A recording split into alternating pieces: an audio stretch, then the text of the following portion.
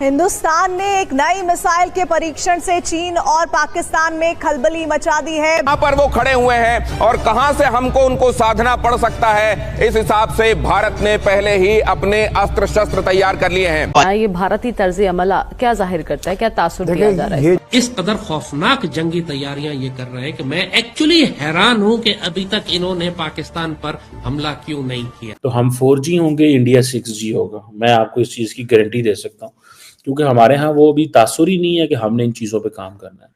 हमारे यहाँ अभी यही चीज़ है कि हमने बस इंतज़ार करना है। सच्ची बात तो ये है मुझे कि हमें तो बस ये है कि इंतज़ार करना है। पाकिस्तान को हमेशा इस बात का डर रहता है कि कहीं नरेंद्र मोदी ऑपरेशन सिंदूर पार्ट 2 शुरू ना कर दें, और इसी डर में पाकिस्तान कभी चीन के पास जाता है, कभी अमेरिका के पास जाता है, कभी तुर्की के पास। हमें अपनी पाकिस्तान की डिफेंस पॉलिसी में कैटेगोरिक अनाउंसमेंट करनी चाहिए, जैसे हमने 1984 में की थी कि अगर हमारे न्यूक्लियर एसेट्स पर अटैक आया तो हम इसराइल को भी मारेंगे, तल अवीव का भी नामो निशान मिटा देंगे और इंडिया का भी दिमाग ठीक कर देंगे। कमी साहब ये बताइएगा, ये किस तरह का मजाक है, किस कदर संगीन कि एक मिसाइल चल गया। डिफेंस सेक्टर में हर रोज भारत का डंका जोरों शोरों से बज रहा। कोई देश भारत से हथियार मांग रहा तो कोई भारत से हथियारों की तकनीक। लेकिन इस बीच डीआरडीओ यानी defence research and development organisation ने एक और अद्भुत सफलता हासिल कर ली है। अब भारत की अग्नि प्राइम मिसाइल, जिसे अग्नि पी भी कहा जाता है, भारतीय रेलवे के जरिए कहीं भी तैनात की जा सकती है। दरअसल हाल ही में ओडिशा के तट में न्यूक्लियर बैलिस्टिक मिसाइल अग्नि प्राइम का सफल परीक्षण किया गया था। 34.5 फीट लंबी मिसाइल पर एक या multiple independently targetable re entry vehicle यानी MIRV वॉरहेड लगा सकते हैं, यानी एक साथ कई टारगेट पर आसानी से हमला किया जा सकता है। मदीने की इस्लामी रियासत थी जिसकी मिसाल आज की पाकिस्तान की है। इसी तरह मक्के की मुशरिक रियासत थी जो आज का हिंदुस्तान या भारत की रियासत है, और मदीने के नॉर्थ में खैबर की बस्ती थी जो यहूदी बसा करते थे। देखिए, this is exactly the example today. आज दुनिया में सबसे बड़ा फितना इसराइल है। इंडियंस का गुस्सा है कि नरेंद्र मोदी के नए भारत से पाकिस्तान क्यों इतना डरा हुआ है। पाकिस्तान को नया डर इसलिए लगा है क्योंकि अब तक पाकिस्तान जिस ट्रंप के नाम पर उछल रहा था, वो ट्रंप आजकल नरेंद्र मोदी का नाम लेते नहीं थक रहे। नरेंद्र मोदी का बर्थडे आया था तो ट्रंप ने सबसे पहले फोन घुमा दिया। अब तो कहा जा रहा है कि ट्रंप भारत पर टैरिफ भी हटा देंगे। भारत सरकार के मुख्य आर्थिक सलाहकार वी अनंता नागेश्वरन ने बड़ा दावा कर दिया है। उन्होंने कहा है कि ऊंचे टैरिफ की वजह से अमेरिका और भारत के बीच पैदा हुए विवाद का समाधान अगले 8 से 10 सप्ताह में निकल सकता है। अमेरिका भारतीय सामान पर लगने वाला 25% का अतिरिक्त पीनल टैरिफ नवंबर तक हटा सकता है। तो भारत ने कल अग्नि का एक तजर्बा किया है, बड़ा इंपॉर्टेंट तजर्बा है, बैलिस्टिक मिसाइल है, और ये ओडिशा से इन्होंने किया है, टेस्ट किया है। भारत को क्यों, और रिवायती हरीफ हैं ये दोनों, दरअंदाजी की बात की जाती है भारत की तरफ से, लेकिन क्या कहेंगे आप? लेकिन अब डीआरडीओ ने इस मिसाइल को भारतीय रेलवे के साथ जोड़कर दुश्मनों के लिए एक और बड़ा सिरदर्द खड़ा कर दिया है। मोदी साहब वहां पर बस इक़्तिदार आए हैं, ये सारा अमल मुअत्तल होकर रह गया है। दूसरा वो कह रहे हैं जी वो आर्टिकल 370 के बाद मसला कश्मीर खत्म हो गया। मसला कश्मीर खत्म हो गया तो वो 8 लाख फौज वहां पर क्यों तैनात रखी हुई है? ये इलेक्शन अरे एटमी और मिसाइल प्रोग्राम हमने बना के जिसकी हिफाजत हम कर रहे हैं और हमने भारत और इसराइल के लिए रखे हुए, ये अमेरिका के कहने पे पाक फौज कर रही है सारा। इतने पागल हैं ये लोग, बेगैरत। इस कदर इंसान को जलाल आ जाता है इनकी जलालतें सुन के।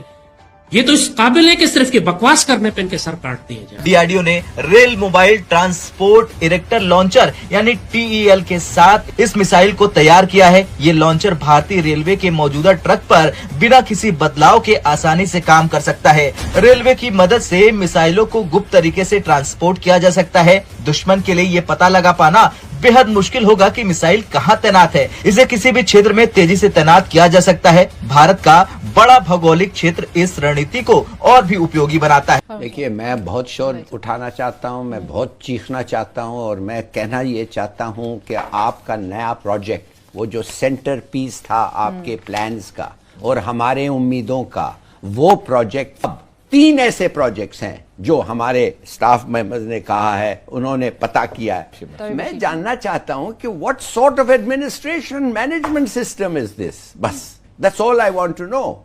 लगा किस पे रहे हैं, टारगेट कौन है, कौन सा मुल्क हो सकता है, या चाइना है या पाकिस्तान है?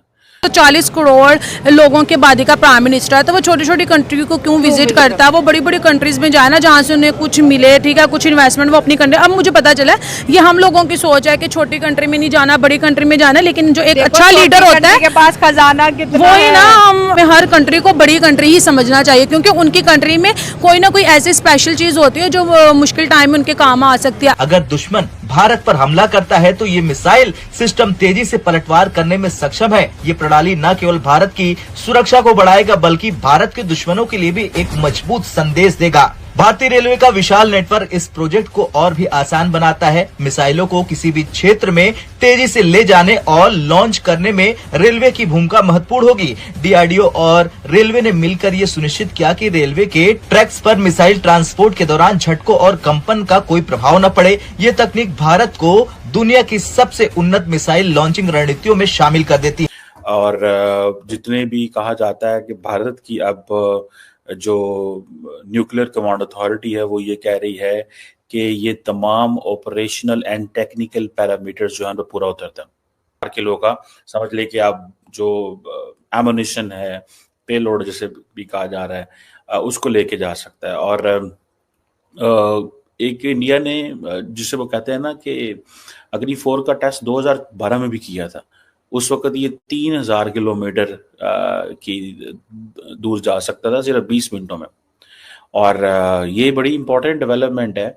हमारे न्यूक्लियर वेपन एक दूसरे के खिलाफ इस्तेमाल हो जाएंगे, हमें सरहद खत्म कर देनी चाहिए, आजादाना तिजारत होनी चाहिए। देखिए, हम इन सारी बातों पर कायल हैं और हम सिर्फ ये बताना चाहते हैं कि हम ये चाहते हैं कि सारे झगड़े खत्म हो। इंडियंस मजबूरी है बेचारों की, इंडियंस को नफरत, गैज़ व गज़ब की आग में ये जलते रहते हैं। कि ऑस्ट्रेलिया के करीब करीब पहुंचती है।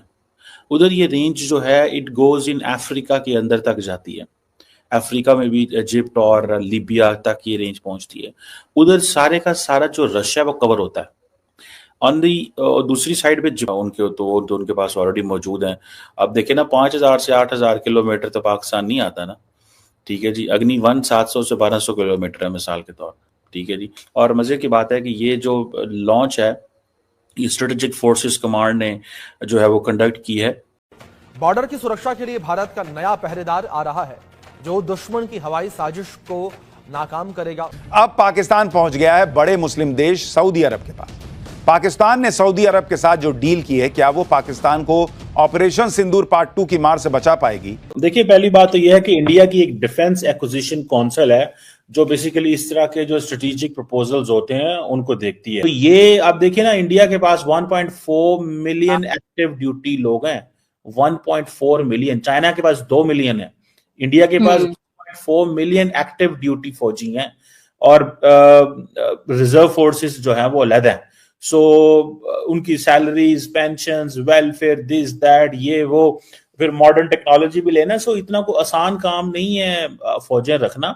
सो इसलिए ये जो $6 अरब है, अगर आपने इंडियन एयर चीफ को फॉलो करें उनकी स्टेटमेंट्स को, तो इंडियन एयर चीफ रिसेंटली कह रहे थे जनाब कि हमें 30-40 जहाज चाहिए, 30-40 जहाज चाहिए।